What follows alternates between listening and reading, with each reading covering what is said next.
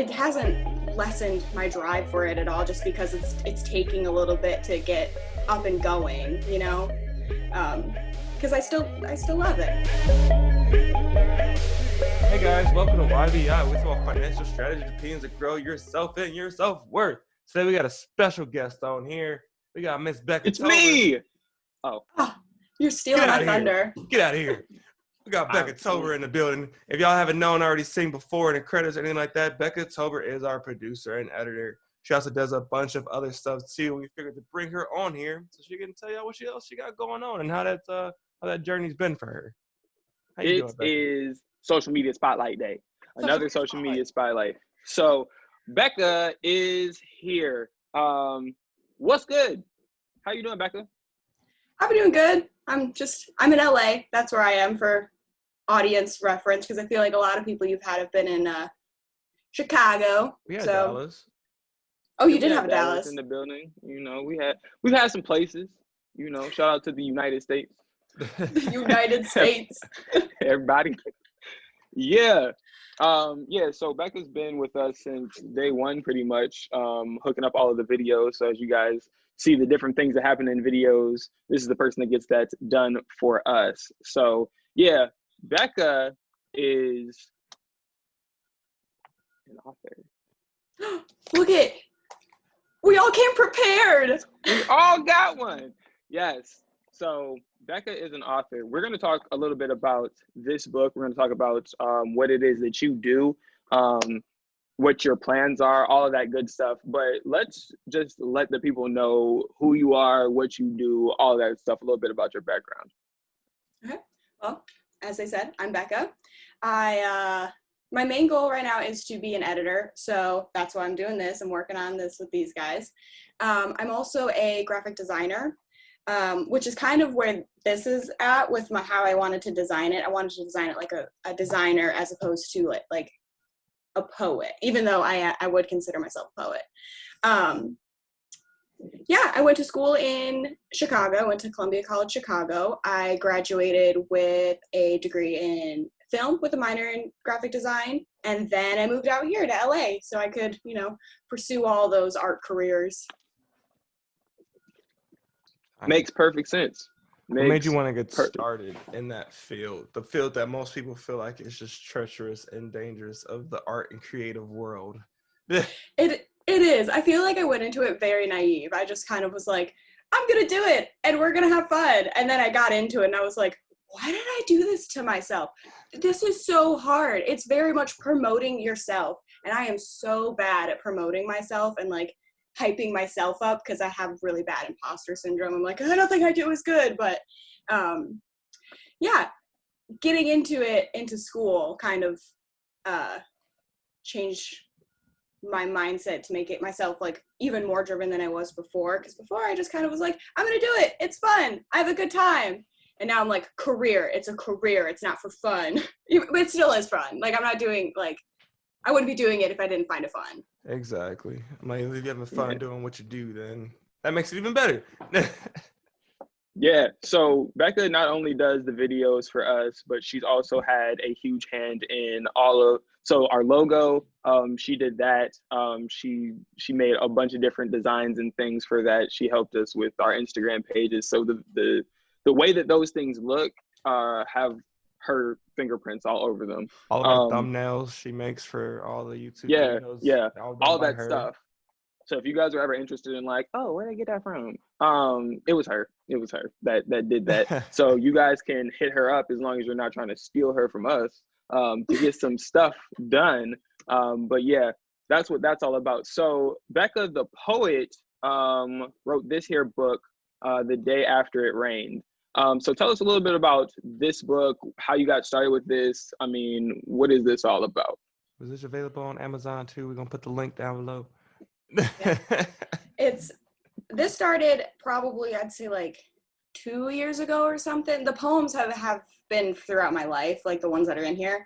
But the actual idea and the like conception of this book came about 2 years ago when I was finally like, you know what? I know how to do this on my own. Why don't I just do it and see what happens? So I started collecting all my poems, collecting everything. And going through it all, and I wanted to make it different than any other poem book you've seen, because a lot of poem books you see, first of all, are not usually this big. I wanted it to be this big, this dimension, because what's inside of it is a lot of full color pictures and like drawings and stuff, and I wanted them to be seen very clearly. And if it's like on your like coffee table or something, somebody could pick it up real quick, flip through it, and see the design of it and be like, oh, that looks pretty, instead of having to actually take the time to sit down and read it. Even though I want you to sit down and read it, I wanted people to see, like, flip it and be like, oh, whoa, this is not really what I've seen before. So yeah. Okay. What would you say is your favorite poem in here? You gonna read us a poem? I could read you a poem. I didn't even think about that, but let me look at my an excerpt. My content list. Let me see. Okay. I would say my favorite. I find myself always really drawn to Broad Ripple, which is in the first section. Can I get a page number, please? It is 32. Hopefully there in your textbooks, children. I really it's hope like we're in school. You know, everyone like comes back and rewatches this video just so they can get this reading. Mm-hmm. Right, this is the layout of that one. I'll show it to you guys. This one I really like because the picture is actually of this. It's a park. Broad Ripple is. It's in Indiana. I was on a road trip from Chicago to Florida, and we stopped here. And I can read it. I'll actually read it to you right now. Here we go. Story time. I thought of you today, sitting on a tired bench in a park called Broad Ripple. I thought of your morning, how you must have been asleep, still too early for your broken soul. I thought of your face, how your eyes always carry bags, worn from the restless night before. I thought of your voice, how your whispers raise mountains, shifting fault lines, causing shivers. I thought of your presence, living in me rent-free, while I pay daily for yours. And yet still, I thought of you today, standing on the edge of a stream in a park called Broad Ripple. I knew then it was time to go. Thank you. So who is this about? Yeah, well, what's the inspiration for this book? Let's do that. What's the entire inspiration like that had you want to do this book? I'm not going to tell you who it's about because it's about a whole bunch of things, and you got to keep a mystery in something. You but tell the me general, offline, it's fine.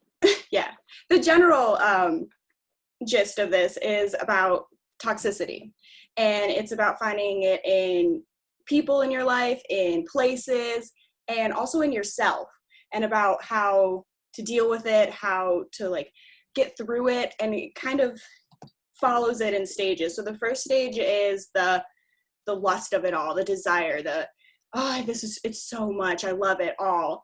And then you get to the middle part where it's a lot of like, why did I do that to myself? I can't believe I would ever be like this or be in this environment or have been with this person. And then the last section is the realization that it's okay if you do those things and end up in situations or with people or find yourself thinking about something you didn't want to think about, because you get through it and there's always a day after it rains.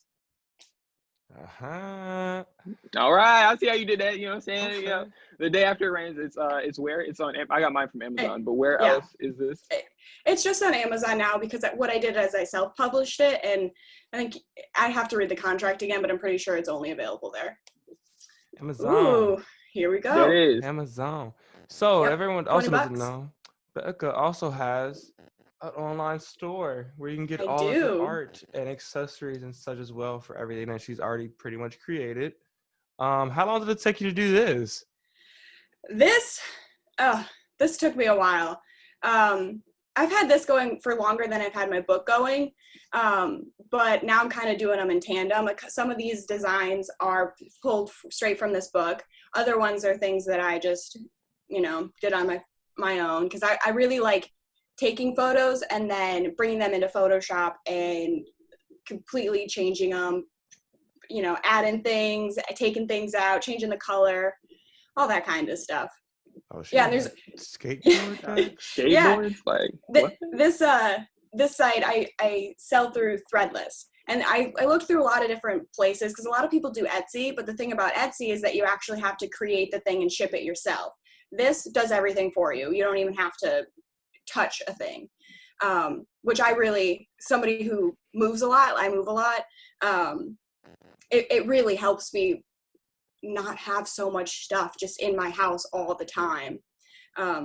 And the quality is actually really nice. I ordered a lot of stuff from there to like make sure that it was nice. I wasn't gonna sell things that weren't gonna, stay together. Good. Yeah. And the quality was really nice, and I was really impressed with it. So I was like, perfect. This is where I'm gonna be selling. Let's go. So it's pretty much for your journey. Now you've been doing a lot of work, doing a lot of things done.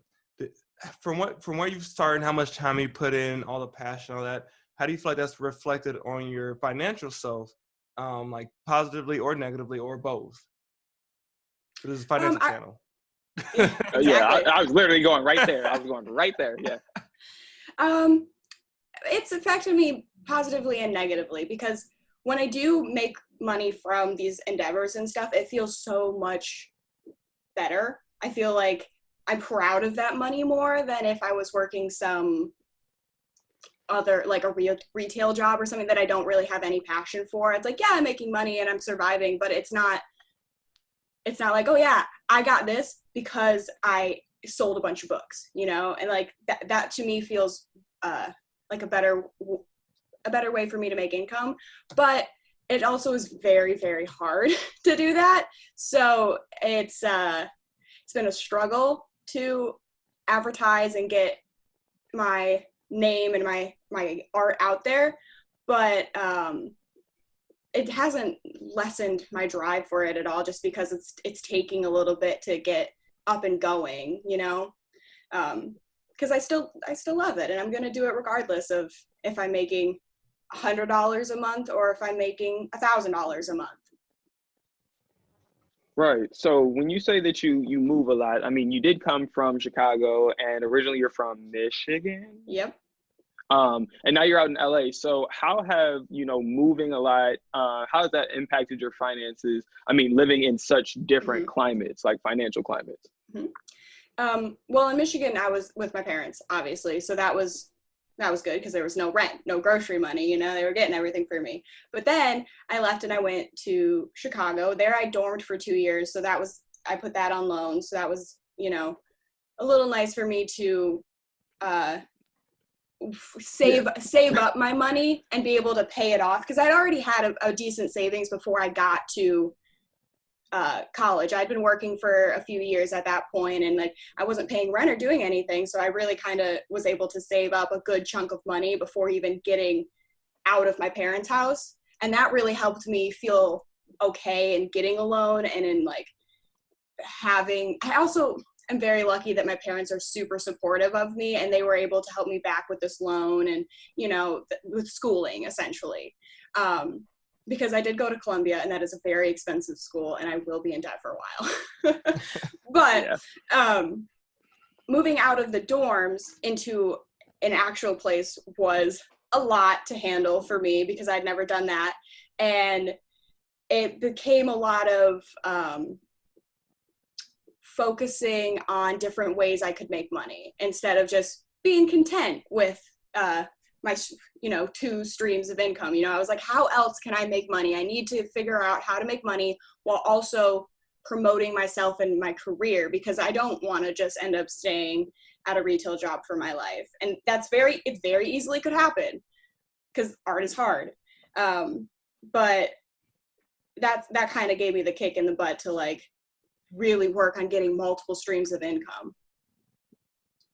Which is what we talked about several episodes ago, and just about every other episode. So if you don't know what that is, just watch every other episode and you'll find it somewhere in there. Well, yeah, you see Becca, she already know when we first, she's doing editing for us and our graphic designing. She already has her home shop up with all of her art you can do in every type of way. She's got a book out now.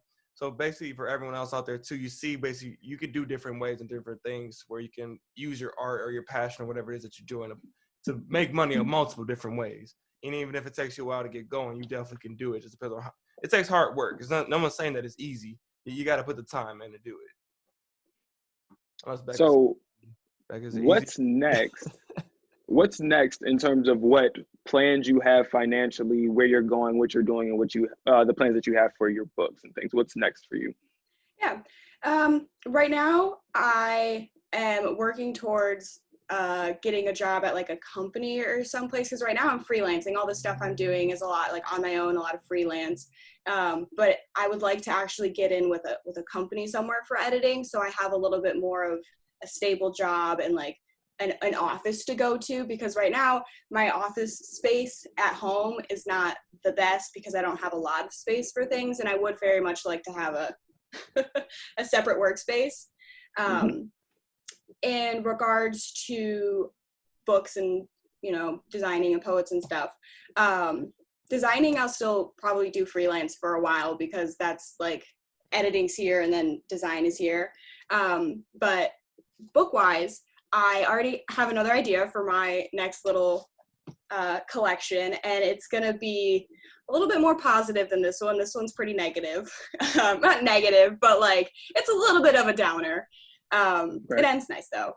This next one is gonna be shorter, and it's gonna be about love, because I fell in love and now here I am. It's my inspiration, you know. Hell yeah. All right. Roman, did you have a question? Is it on me? Yeah. It's still on me. I forgot my question. Oh, Zion. I did. Hey! I just asked the last question. Shut up. Yeah. Oh, actually, so with COVID going on, a lot of, at least especially what I'm seeing, like a lot of work I've been getting for sound has been remote. It's been like usually remote and just send mixes back and forth. They email notes and then edit and then keep sending back and forth like that. Have you seen anything else? I mean, we do that actually with you now. We record it and then we send it to you, and that's basically how everything gets done. So do you see more or less that side of the industry kind of more staying like that? I know some studios in LA are trying to reopen. I know some people, and yes, not everyone's home studio setup has the computing capability or a 4K screen or even an 8K screen and all that, so you can actually do all those edits. So I guess you will have to go back to the office for those things. But will you see yourself doing maybe more smaller edits at home and then go into studios, or?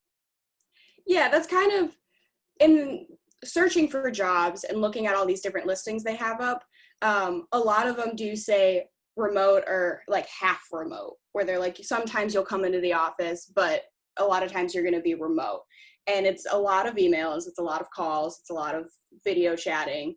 As far as if I see it staying like that, I don't think so. I think a lot of it's going to be, if you have the capability to work from home, they are going to let you. But like you said, I don't necessarily have all the right equipment. I don't necessarily have all the right plugins for my softwares, because they're expensive. It's really expensive. And expensive. You can crack them. Yeah, I could. I ain't tell nobody steal. I'm sorry.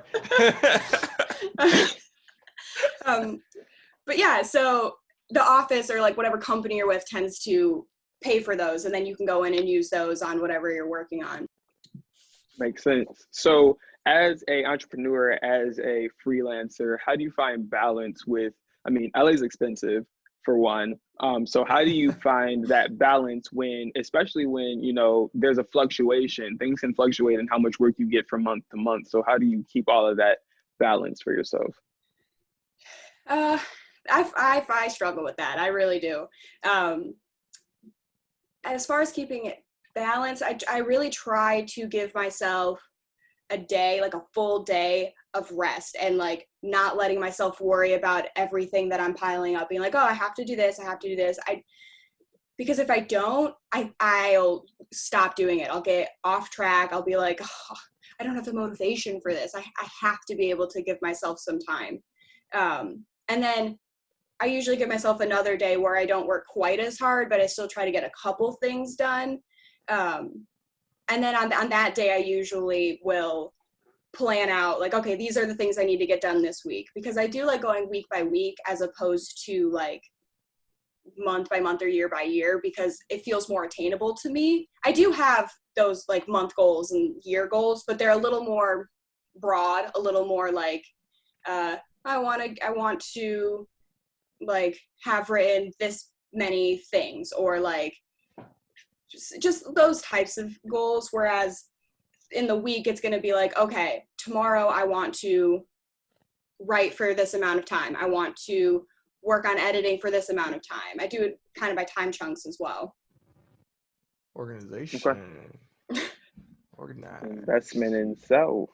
Ah. Mm-hmm.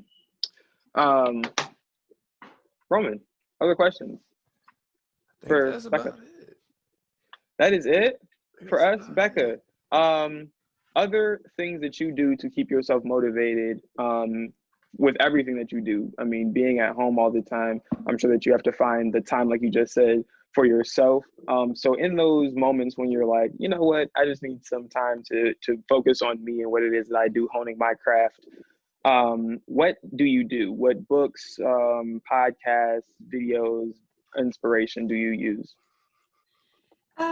Well, a lot of the times for inspiration, I like to go on walks. I like to go outside. I find a lot of inspiration from things that go on around me, and I'm watching people, and I like to listen to people's own passions and try and take what they're talking about and incorporate into my life. Not like steal their idea, but like see what their passion is and be like, oh yeah, you know what?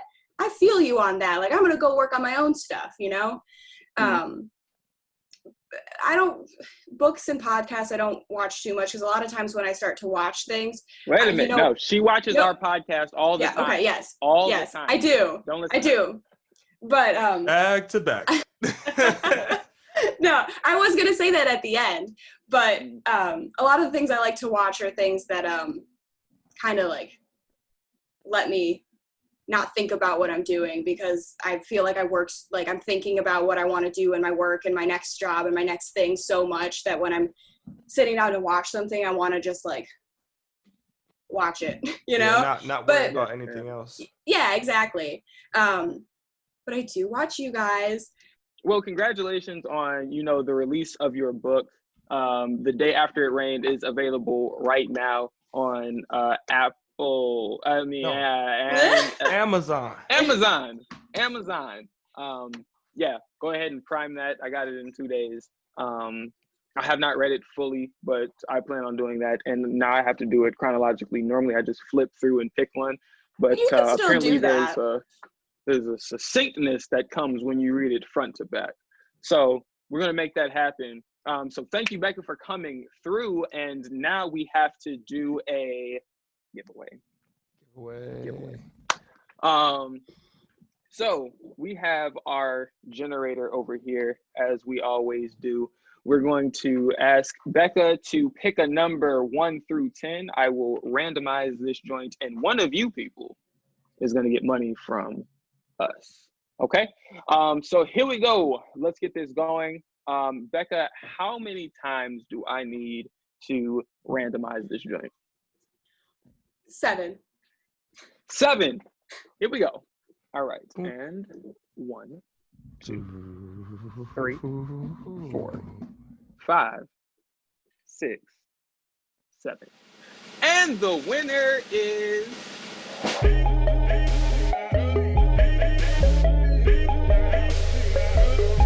Congratulations to our winner. We are going to be reaching out to you via email, what do we do? Instagram DM or Facebook message, depending on what platform you're following us on. That's where you'll be reached out through. Right. Tell your friends about us, because we give away money all the time. Hopefully you guys have been enjoying the content that we've been posting on Instagram. We're trying out some different things, so let us know what you like, what you don't like, because we're going to continue to do things like that. Comment below. The link to the book is going to be in there. All of our bookstore, social media, all that jazz. Like, share, Becca's subscribe. thingy, her website's up there. Where can people follow you or find you or buy stuff? Yeah, well, Amazon, you could just search for the book. This is my Instagram for my art page. So this is poems. It's other of my arts. Right now it's a lot of promoting my book since I just released it last month, but eventually it will start being more like art things and things you'll also find on my store. That right there, that's my other Instagram. That's more of Are my you wearing the personal same Instagram. shirt? Oh, in what? In my In your profile picture. It's the I same shirt. is it? I think it is. No, Boom. no, it's not. It is not the same shirt. That So is actually similar. a romper. It's the same material, so you're close. The clothes. I'm gonna take that as a win for me. Yeah, and then that's about it. I really Amazon. don't use Twitter very much at all. Store. Cool. So that is it for Becca today. Our social media spotlight. Thank you so much for coming on and making yourself known from, being behind the camera. Yeah. Yeah. So we're done. Roman, take us out. Like, share, subscribe, guys. Thank you so much for watching. And remember, we may be young, we may be broke, but we are always investing. Here we Peace. Till next time, guys. Peace. For listening to Young Broke and Investing, we just want to let you know that these are the opinions of the hosts. Are not meant to be the basis of any security purchases or investments. We're trying to give a little information out there for everybody and have fun and be safe.